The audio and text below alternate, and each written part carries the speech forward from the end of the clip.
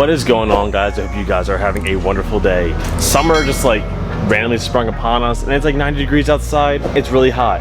But today we have a really simple install that hopefully we get right and does a good thing. So if you've noticed, the Civic hood doesn't close because the B20 sits way too high in the engine bay. So today, I probably should bring the parts up to show you guys the parts. Today we got these. They are billet aluminum hood spacers. So essentially, I've seen a lot of, you know, Hot Boy Honda people run these. They like the look and it's supposed to cool the engine more. But in my case, these are gonna be functional to actually close the engine. Because if you look at the Civic right now, that shit ain't closed. So these JDM Speed from Amazon, they're like 15 bucks, and hopefully this does the trick. It should just lift the hood up enough to clear whatever it needs to clear. So I don't know how I'm gonna do this alone, but I'm gonna figure it out.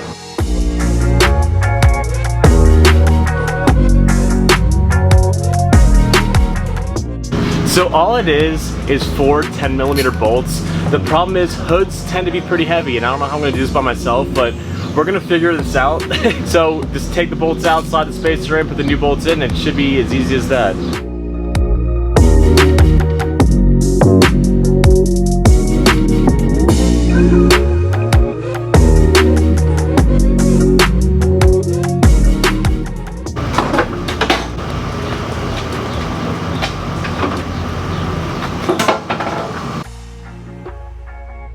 I didn't expect that whole bracket to bend like that. I thought those were stronger than they were.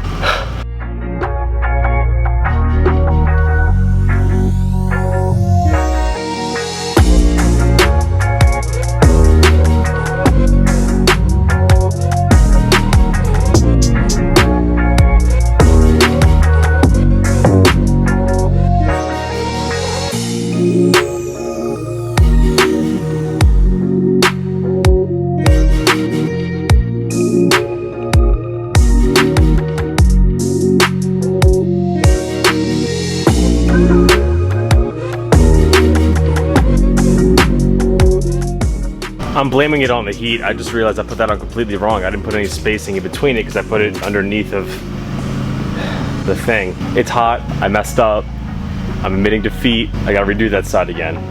It goes in between the hinge and the hood, not under everything. That doesn't make any sense. It's hot, I'm tired, I'm dehydrated, but I fixed that side by myself. Yeah, I forgot you should sandwich it between the hinge and the hood because that's what raises it, not just putting it underneath the hinge because that doesn't do anything. Sometimes you gotta use your dipstick a little bit there.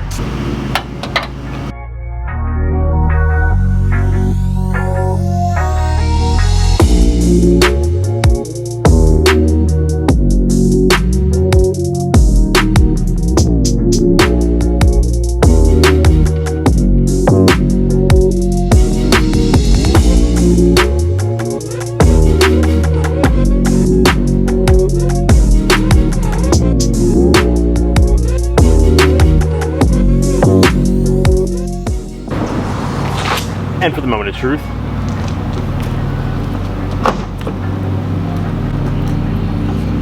Now you have 2 latches on the car to prevent like problems regardless, but I don't trust the secondary one. So if you pop the hood once, there's still that latch at the pull, which should be able to hold anything, but I don't trust it. So this looks much better. It's safer now, and the hood's not open. Let's do a little bit of an edit just to show off the new install real quick.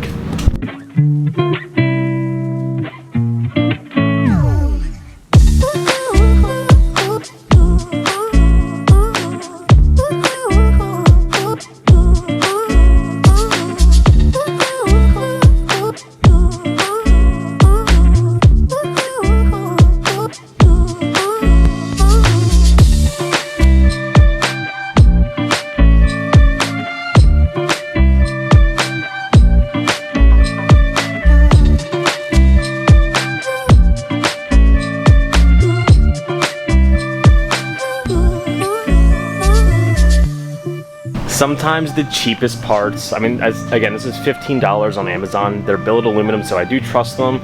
And it's just cap the spacing a little bit on the hood, but now my hood actually closes, so now I can get up to speed without worrying about the hood flying up, because I know it's locked into place now, which was a big thing, because I didn't expect that to be a part of a B-swap, was having to raise the hood a bit. And the last thing we had to install today is this, and it's a speed sensor cap. Again, I'm not sure if this one's gonna work. It was $10 on Amazon, so if it works, it works. If it doesn't work, it doesn't work.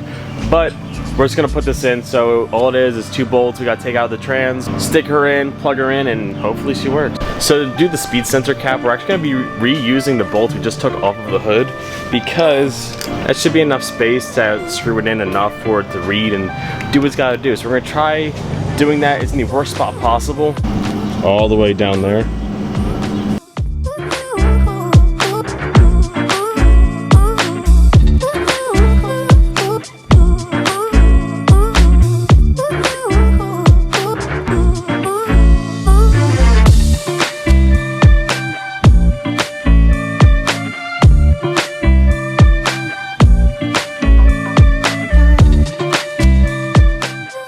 So in theory, everything should like work inside the car now, like the speedometer and the RPM should be accurate. So I guess we gotta give her a quick start and see if that's true or not. RPMs are at 0. So something's definitely not right.